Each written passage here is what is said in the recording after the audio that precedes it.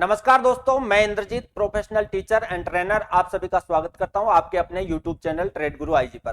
दोस्तों, ये आज हमारी तीसरे नंबर की क्लास है। इससे पहले हमने 2 क्लासें ली है।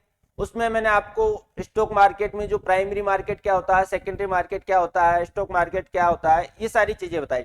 अब जो आज ये क्लास है इसमें हम देखेंगे कि नेशनल स्टॉक एक्सचेंज क्या है और बॉम्बे स्टॉक एक्सचेंज क्या है, एनएससी और बीएससी क्या होते हैं, एनएससी और बीएससी क्या होते हैं।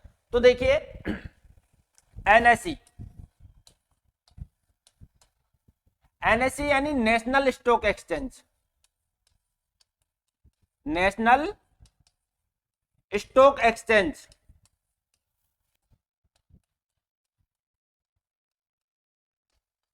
नेशनल स्टॉक एक्सचेंज एनएससी होता है। और BSc Bombay stock exchange, BSc Bombay stock exchange.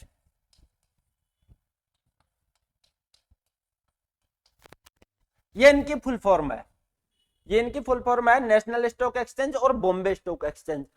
अब किसी भी कंपनी को यदि पब्लिक को शेयर बेचना है तो एनएससी या बीएससी दोनों पर लिस्टेड होना या किसी एक पर लिस्टेड होना कंपलसरी होता है।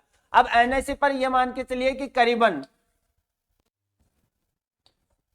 2200 कंपनियां लिस्टेड है, तकरीबन 2200 कंपनियां, और बीएससी पर करीबन 5500 के करीब कंपनियां इस पर लिस्टेड है। और इनमें हम क्या कर सकते हैं, ट्रेडिंग कर सकते हैं, इन्वेस्टिंग कर सकते हैं।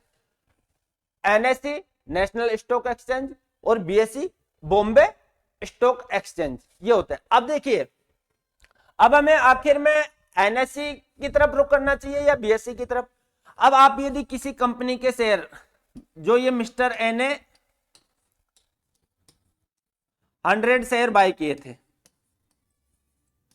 अब ये मान लीजिए ये एनएससी से बाय कर रहा है। अब इसने एक बार एनएससी से बाय कर लिया तो क्या ये बीएससी को बेच सकता है? हाँ बिल्कुल, बॉम्बे स्टॉक एक्सचेंज पर जाकर के ये इनको बेच सकता है, कोई दिक्कत नहीं है। हाँ, इनकी जो डिलीवरी होती है वो T+2 डे में होती है, लेकिन ये उससे पहले भी बेच सकता है। कैसे बेच सकता है? टिप इन के जरिए बेच सकता है। तो एनएससी नेशनल स्टॉक एक्सचेंज है और बीएससी बॉम्बे स्टॉक एक्सचेंज है। अब हमें किसके साथ जाना चाहिए? क्योंकि देखिए, पहले क्या होता था, जो ट्रेडिंग या इन्वेस्टिंग होती थी, पहले ट्रेडिंग या इन्वेस्टिंग होती थी वो फिजिकली होती थी, यानी ऑनलाइन नहीं होता था, ऑफलाइन होता था। सारा काम क्या था? ऑफलाइन। अब उसके बाद में क्या हुआ, जैसे ही ऑनलाइन वाला जमाना आया, सबसे पहले जो नेशनल स्टॉक एक्सचेंज है, सबसे पहले जो नेशनल स्टॉक एक्सचेंज है, इसने अपने आप को कहां पर शिफ्ट किया? ऑनलाइन। इसने अपने आप को ऑनलाइन शिफ्ट किया।